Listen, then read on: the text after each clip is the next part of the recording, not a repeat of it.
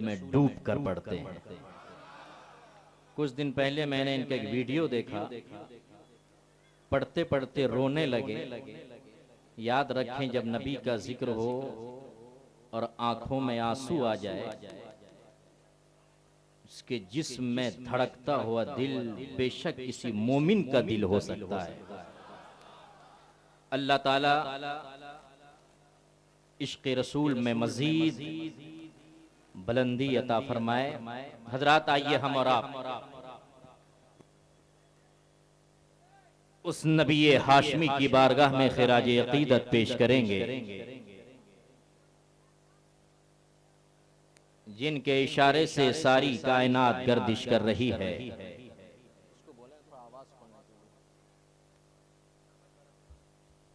जब निगाहें उड़ती हैं तो मादी ताकतों को पसीना आने लगता है। जब कुर्रहे अर्ज पे खड़े होकर उंगली का इशारा कर दें तो डूबा हुआ सूरज अपनी मंजिल से पलट आए।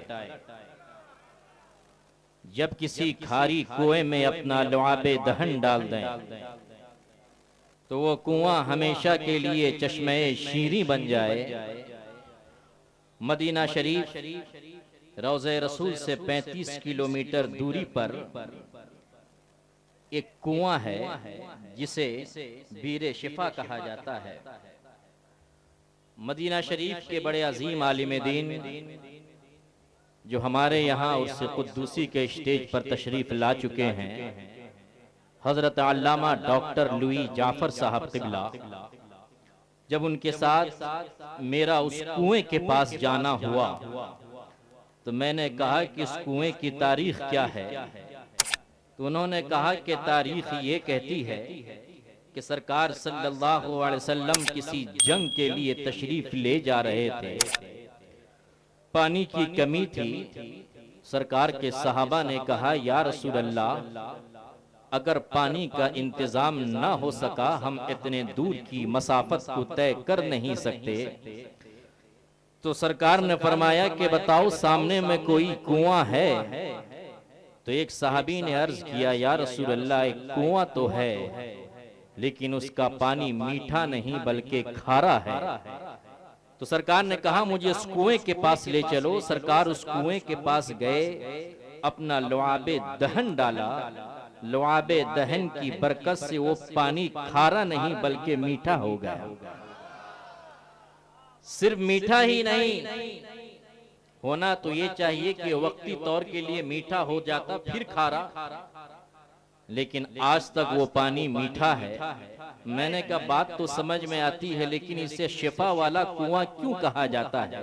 क्या बात है? तो शेख लुई जाफर ने कहा कि इसलिए कहा जाता है कि सरकार का लुआबे दहन जब से इस कुएं के पानी में गिरा है, जो मरीज किसी भी मर्ज में मुब्तला हो, इस पानी को पीता है तो शिफायाब हो जाता है। क्या बात है? क्या बात है? सुभान तो अल्लाह। आज भी वो कुआं मौजूद है। अल्हम्दुलिल्लाह, आपका ये खादिम 20 मरतबा उस कुएं के पास जा चुका है। हजरात, आइए हम और आप उस बारगाह में खिराज अकीदत पेश करेंगे जब वो अपना पसीना किसी दुल्हन को दे दें, वो दुल्हन भी महके, साथ ही साथ उसके कोख से जो बच्चा पैदा हो वो भी महक जाए। सुभान अल्लाह। बस यहीं तक नहीं, जिसकी हुकूमत चांद की चांदनी पर, जिसकी हुकूमत दरिया की रवानी पर, जिसकी हुकूमत आबशारों के नगमे पर, जिसकी हुकूमत कहकशां के जमाल पर, जिसकी हुकूमत अर्शो कुर्सी पर, आइए हम और आप उसी बारगाह में दरूद पाक की डाली इश्क व मोहब्बत की थाली में सजाकर बावाज़े बुलंद पढ़ें, अल्लाहुम्मा सल्ली अला अल्लाहुम्मा सल्ली अला सय्यदना नबीना मौलाना मुहम्मद मुबारक वसल्लम सलातो व सलामन अलैका या रसूल अल्लाह सल्लल्लाहु तआला अलैहि वसल्लम। हमारे स्टेज पर जामियातुस सिद्दीक के अजीम मुफ्ती भी तशरीफ फरमा है। अल्लाह ताला इनके इकबाल को बुलंद फरमाए। निगाहें नीची हैं, पता ये चलता है कि ये शख्स सूफी हैं। अच्छा, माशाअल्लाह। अब देखें ख्वाजा गुलाम सरवर साहब का क्या कहना, मैं इनको बचपने से जानता हूँ, वो भी मेरा बचपना था। तो ये पांसकोड़ा के इलाके में आए, उन्होंने ये पढ़ा कि आए ओ नबी आए। चलें, अल्लाह करे कि इनकी आवाज़ में मजीद चाशनी पैदा हो। और हमारे कारी अशरफ साहब, जखरे आने से पहले मैं इन्हें जानता हूँ, वो तो हमारे इदारे में आने वाले थे, इत्तेफाक से ये जामियातुस सिद्दीक में आ गए।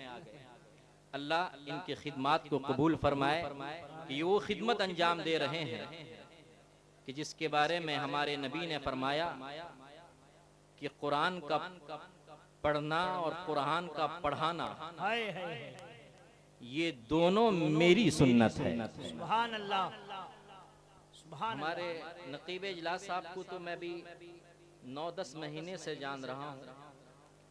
पहले किसी और स्टेज पर होते थे, अभी अल्हम्दुलिल्लाह हमारे स्टेज पर भी होते हैं और आपके स्टेज पर भी होते हैं।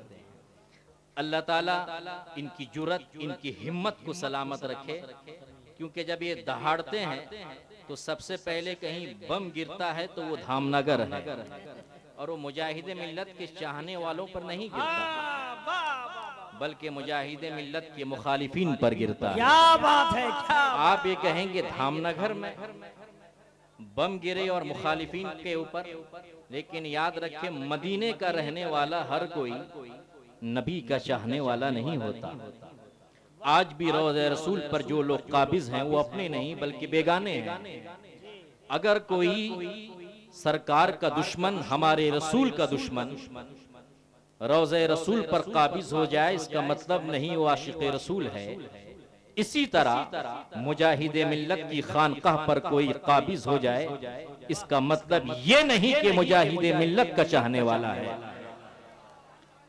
कितना अच्छा मौसम बना था, इत्तिहाद का पैगाम जलेसर से चला, हर एक ने उसे तस्लीम किया, लेकिन वही धामनगर के कुछ नाम नेहाद मौलवी हैं, वो तो मौलवी भी नहीं है। उसने इस फितने को खत्म करने नहीं दिया।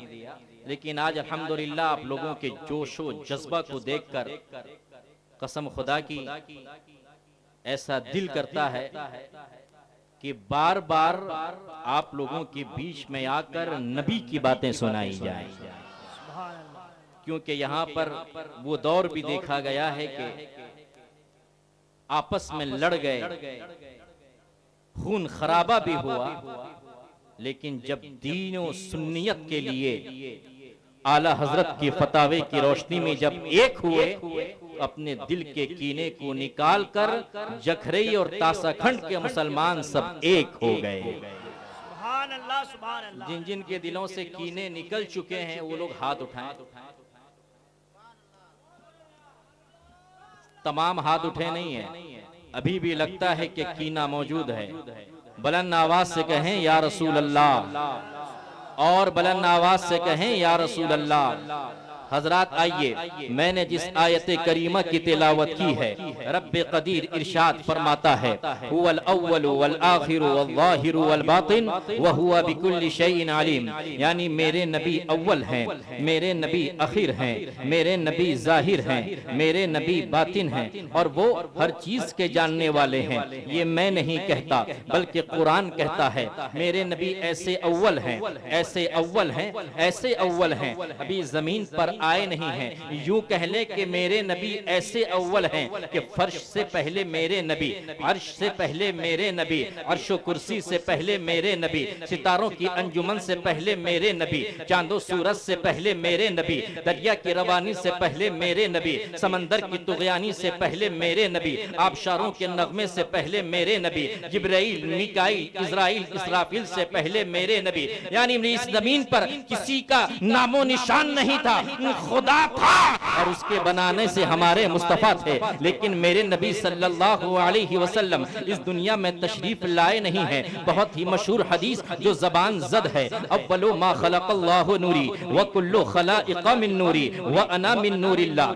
यानी अल्लाह ने सबसे पहले मेरे नूर को पैदा फरमाया और मेरे नूर से सारी कायनात को पैदा फरमाया, और मैं अल्लाह का नूर हूँ। वो कौन कह रहा है? मेरे नबी सल्लल्लाहु अलैहि वसल्लम फरमा रहे हैं कि अल्लाह ने सबसे पहले मेरे नूर को पैदा फरमाया और मेरे नूर से हजरत आदम को पैदा फरमाया, हजरत शीश को पैदा फरमाया, हजरत नूह को पैदा फरमाया, हजरत इब्राहिम को पैदा फरमाया, हजरत इस्माइल को पैदा फरमाया, हजरत ईसा को पैदा फरमाया, हजरत मूसा को पैदा फरमाया, हजरत जकरिया को पैदा फरमाया, हजरत यहया को पैदा फरमाया। गोया कि यूं कह ले कायनात का वजूद नहीं था तो खुदा ने सबसे पहले किसी के नूर को पैदा फरमाया। वो आपके रसूल का नूर है, आपके पैगंबर का नूर है। आपके रसूल सल्लल्लाहु अलैहि वसल्लम को अल्लाह ने सबसे पहले पैदा फरमाया। जहन पे एक सवाल पैदा होता है, अल्लाह तो इस चीज पर कादिर था, अगर वो चाहता अपने नबी सल्लल्लाहु अलैहि वसल्लम को हजरत आदम से पहले भेज देता, अगर वो चाहता नबी सल्लल्लाहु अलैहि वसल्लम को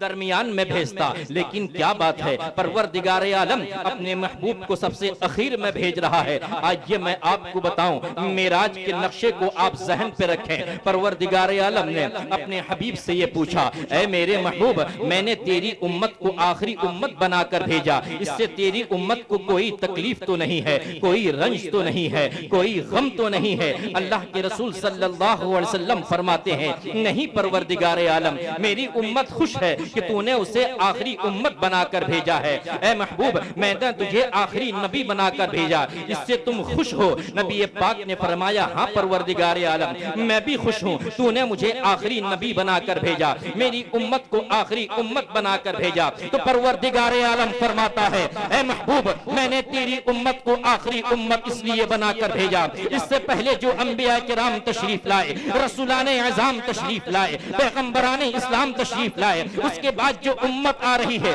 उनके गुनाहों को याद कर रही है, उनकी खताओं को याद कर रही है। ऐ महबूब, मैंने तेरी उम्मत को आखिरी उम्मत इसलिए बनाकर भेजा, इसके बाद न कोई उम्मत आएगी, न कोई तेरी उम्मत के ऐबों को जान सकेगा। हज़रात आपको बताऊं, अल्लाह सत्तारुल अयूब है, वो गुनाहों को छुपाने वाला है। जब परवरदिगार आलम को इस दुनिया में अपने हबीब की उम्मत के ऐबों को जाहिर करना गवारा न हुआ, कल कयामत का दिन होगा, नफ्सी नफ्सी का आलम होगा, कल हु का आलम होगा। ऐसे आलम में परवरदिगार आलम अपनी उम्मत के ऐबों को कैसे जाहिर फरमाएगा।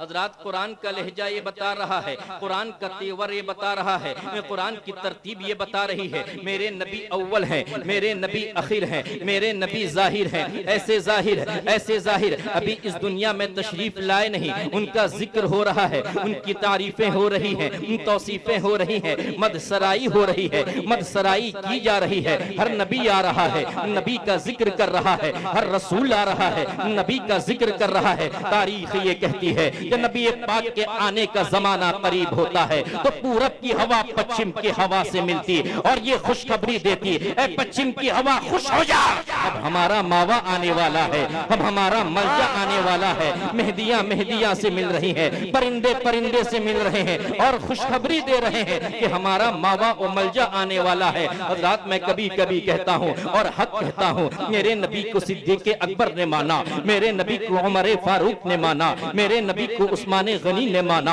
मेरे नबी को मौला अली ने माना, मेरे नबी को शुआइब रूमी ने माना, मेरे नबी को बिलाल हबशी ने माना, मेरे नबी को अबू ज़र ग़िफ़ारी ने माना। इन लोगों का मानना नबी की नबूवत का कमाल नहीं है, इसलिए कि ये जो मान रहे हैं, अक्ल वाले हैं मान रहे हैं, शऊर वाले हैं मान रहे हैं, फहम वाले हैं मान रहे हैं, इदराक वाले हैं मान रहे हैं, जिस्म वाले हैं मान रहे हैं, रूह वाले हैं मान रहे हैं। अरे नबी की नबूवत का कमाल तो ये है, जिस तरह मेरे नबी को सिद्दीक़ अकबर ने माना, उमर फारूक ने माना, उस्मान गनी ने माना, मौला अली ने माना, शुआइब रूमी ने माना, बिलाल हबशी ने माना, हजरत सअद ने माना, हजरत सईद ने माना, हजरत जाबिर ने माना, हजरत तलहा ने माना। इसी तरह मेरे नबी को शम्सो कमर ने भी माना है, बरको समर ने भी माना है। आप कहेंगे मौलाना आप क्या बात करते हैं, चांदो सूरज ने माना तो कैसे माना, शजरो हजर ने माना तो कैसे माना, बरगो बर ने माना तो कैसे माना, समंदर ने माना तो कैसे माना। आज ये मैं आपको बताऊं, माना तो कैसे माना। आप ये कहेंगे मानने के लिए इकरार चाहिए, इकरार के लिए जबान चाहिए, जब इनके पास जबान नहीं तो नबी को माना तो कैसे माना। आज ये हम सितारों से पूछते हैं, ऐ सितारों तुम बताओ तुमने नबी को माना कि नहीं माना। तो सितारे जवाब देंगे, और फिर रसूल सुन, जब जब नबी ने इशारा किया है हमने मुस्कुरा कर दिखाया है, क्या इसे मानना नहीं कहते। आज ये हम चांद से पूछते हैं, ए चांद ये बता तूने नबी को माना कि नहीं माना। तो चांद जवाब देगा, और फिर रसूल सुन, उस तारीख को याद कर, नबी पाक जबल कुबैस के सामने खड़े थे, नबी पाक ने इशारा किया, हमने सीना चाट कर दिखा दिया। वाह वाह वाह वाह वाह, सुभान अल्लाह सुभान अल्लाह, हाय हाय हाय, क्या बात है।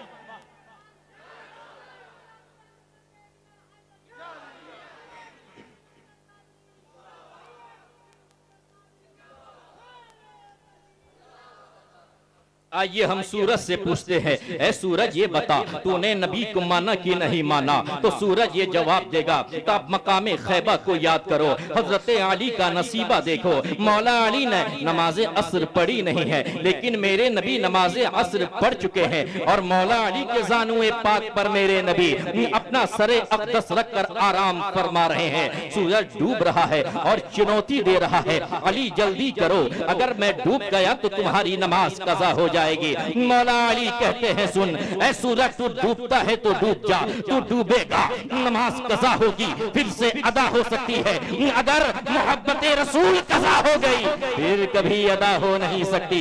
सूरज डूब जाता है, मौला अली की आंखों में आंसू के कतरात नमूदार होते हैं। जो ही आंसू का एक कतरा नबी पाक के रुखसारे मुबारक पर गिरना था, नबी पाक बेदार और पूछते हैं, अली क्या बात है, तुम रो क्यों रहे हो, रोने का सबब क्या है, कौन सी ऐसी चीज तुम्हें रोने पर मजबूर कर रही है। मौला अली फरमाते हैं कि या रसूल अल्लाह, नमाज असर पढ़ी न थी, सूरज डूब चुका है, वक्त निकल चुका है, इसीलिए मैं रो रहा हूँ। नबी पाक ने फरमाया, अली सुनो, कल दुनिया ये ना कहे कि मोहब्बत रसूल नमाज कज़ा करवा देती है, तुम मेरी मोहब्बत की बुनियाद पर नमाज को छोड़ी है, और मैं तेरी मोहब्बत की बुनियाद पर डूबा हुआ सूरज को पलटाऊंगा।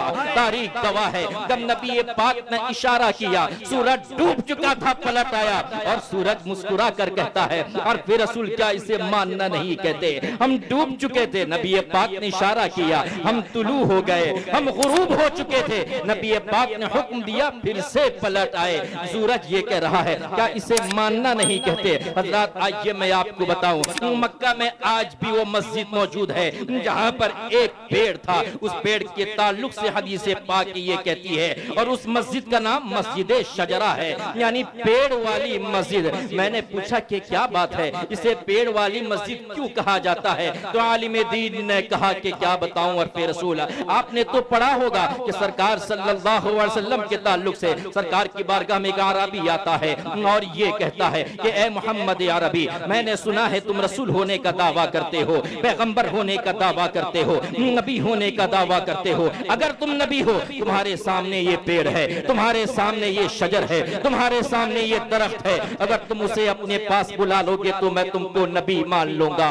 नबी पाक ने इरशाद फरमाया, भला मैं क्यों बुलाऊं, तू जा और उसे कह दे कि मोहम्मद अरबी तुझे बुला रहे हैं। वो शख्स जाता है और ये कहता है कि सुन, तुझे मोहम्मद अरबी बुला रहे हैं। वो पेड़ आगे उखड़ता है, पीछे उखड़ता है, दाएं उखड़ता है, बाएं